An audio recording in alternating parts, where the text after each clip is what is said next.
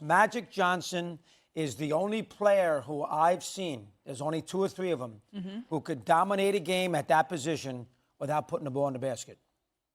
Curry doesn't score, he's not a factor. Magic can go in there, take 2 shots, and dominate a game. His rebounding, his passing, his fast break ability. Magic, he's 6'8". Magic Johnson, and I love Curry. And we all know he's a wonderful shooter, but he is not Magic Johnson. I'm sorry. He's not in the same discussion. That is blasphemy to put him in Magic Johnson's category. Magic Johnson?